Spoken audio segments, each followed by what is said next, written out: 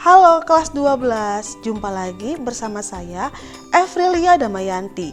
Bagaimana kabarnya? Saya harap semoga sehat selalu ya. Nah, di video kali ini kita akan mengulas mengenai kaidah kebahasaan yang terdapat di dalam teks editorial. Jadi, perhatikan ya.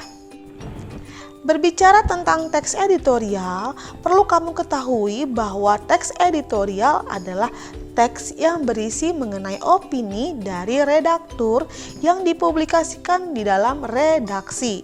Jadi, kita akan ulas kaidah kebahasaannya yang membedakan antara teks editorial dengan teks lainnya.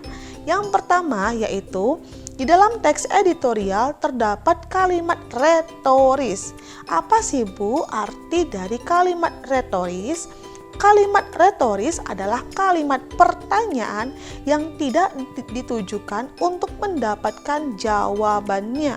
Jadi, jika seseorang mengajukan pertanyaan kepada kamu dan tidak perlu kamu jawab, disebut juga dengan kalimat retoris.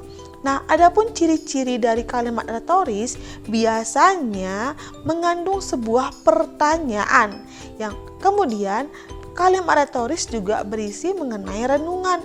Renungan apa, Bu? Renungan antara si penanya dengan lawan bicaranya itu sama-sama merenungkan apa sih jawaban yang tepat dari pertanyaan yang ada. Jadi intinya kalimat retoris adalah kalimat yang tidak perlu dijawab ya. Karena apa? Karena antara penanya dan lawan bicaranya sama-sama sudah mengetahui apa jawaban yang sesungguhnya. Adapun contoh kalimat retoris yaitu jika berdamai itu indah, mengapa kita harus bermusuhan? Nah, itu kan merupakan kalimat retoris di mana antara si penanya dengan lawan bicaranya sama-sama bisa menemukan jawabannya, sama-sama bisa merenungkan apa sih jawaban yang tepat dari pertanyaan yang telah diajukan. Kaidah kebahasaan yang kedua yaitu menggunakan kata populer.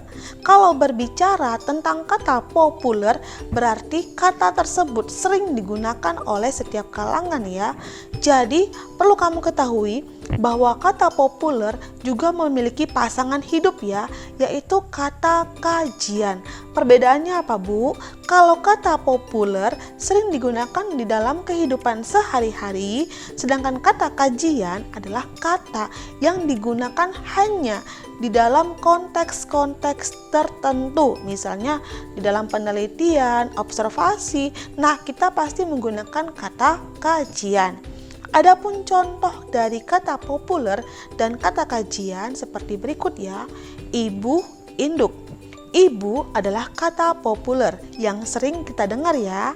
Sedangkan induk adalah kata kajian, tergantung kebutuhannya, di mana kita bisa menggunakan kata ibu dan induk. Ini adalah contoh kata populer dan kajian. Kalian bisa menggunakan contoh-contoh yang lainnya ya. Kaidah kebahasaan yang ketiga yaitu menggunakan kata ganti penunjuk yang merujuk kepada waktu, tempat, peristiwa, atau hal lainnya yang menjadi fokus ulasan. Jadi di sini kita menggunakan kata ganti penunjuk ya, seperti ini, itu, di sini, di sana, di situ, atau kata peristiwa seperti tersebut ya, begini, begitu. Nah, itu merupakan kata ganti penunjuk. Nah, kaidah kebahasaan yang keempat yaitu banyaknya penggunaan konjungsi kausalitas. Seperti apa, Bu? Seperti kata sebab, karena, oleh karena itu, oleh sebab itu. Nah, itu adalah contoh dari konjungsi kausalitas. Arti dari konjungsi kausalitas adalah konjungsi yang berhubungan dengan alasan ataupun yang berhubungan dengan penyebaban. Jadi kamu bisa menuangkan konjungsi kausalitas di dalam kalimat yang kamu gunakan. Kenapa? Karena di dalam teks editorial dipaparkan mengenai pendapat dari si penulis yaitu redaktur. Nah, tentunya pendapat yang dikemukakan harus diberikan alasannya.